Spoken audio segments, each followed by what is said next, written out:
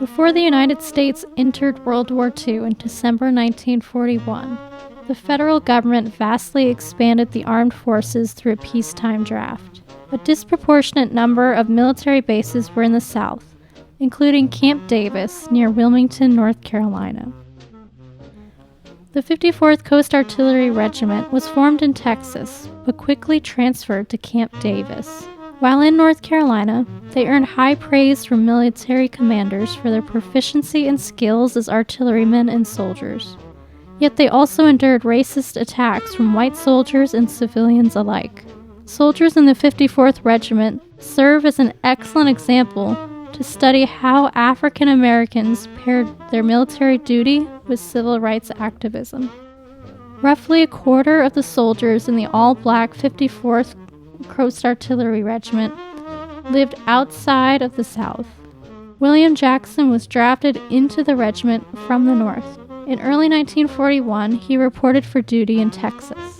On the way, we had to catch a bus. We sat right behind the driver of the bus, which was empty at the time, Jackson later recalled. He chatted with his friend until the bus driver cut in. "You boys have to go to the back of the bus."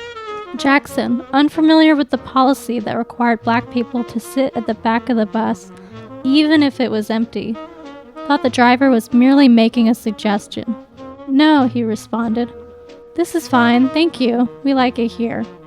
Jackson and the bus driver went back and forth like this a few times until the driver threatened to call the police to remove them from the bus.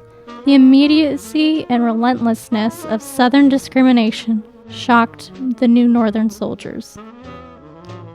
By May 1941, the 54th Coast Artillery Regiment transferred to Camp Davis, North Carolina, about 45 minutes north of Wilmington.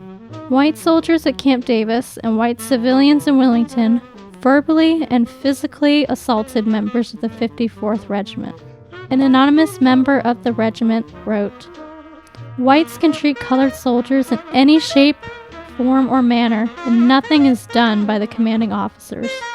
African American soldiers, like those in the 54th Regiment, had few options to push back against inequality and abuse. Typically, soldiers could report to their chain of command, but white officers at best ignored the problem and at worst were the problem." Sergeant Ulysses Joyner believed, "I have talked too much, and I'm afraid I will pay with my life." Soldiers like Sergeant Joyner found one solution.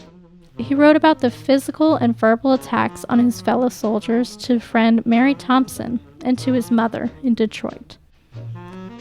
Joyner asked the women to forward his letters to the National Association for the Advancement of Colored People, or NAACP, so they may find a way to get his regiment out of North Carolina. Civilian aide to the Secretary of War, William Hasty, an African-American man, received dozens of letters from soldiers like Joyner. Hasty utilized the War Department's resources to investigate claims of racial discrimination. Joyner and Thompson helped relieve the racial violence for African-American soldiers in and around Wilmington, at least for a time. Other soldiers took more direct action for their rights. Members in the all-black 54th, 99th, and 100th Coast Artillery Regiments were forced by military law enforcement to give up their spot in line at a bus depot whenever white soldiers arrived. On August 7, 1941, black soldiers defended themselves and fought back against a white military policeman who used his billy stick to force black men to move back. The incident escalated into a fight involving around 35 people and reportedly damaging the bus. As a result, the transportation company added additional buses to their fleet that would help reduce the wait times for black soldiers. While the buses remained segregated, the act of protest created some relief. Just as importantly, soldiers fought for equality by excelling in the military.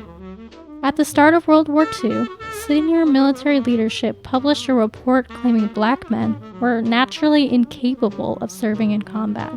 Members of the 54th challenged that perception. They excelled in training operations at Fort Fisher and Camp Davis, and earned praise from their commanding officers and the white press alike. Private Heyman Alexander said the war was the best thing that happened to blacks. It gave you the freedom to begin to say, I am somebody. After World War II, veterans would take the skills, discipline, and leadership they learned and continue their fight for a true democracy for all. Like other black veterans, William Jackson and Heyman Alexander became involved in the NAACP and the Civil Rights Movement in the 1950s and 60s.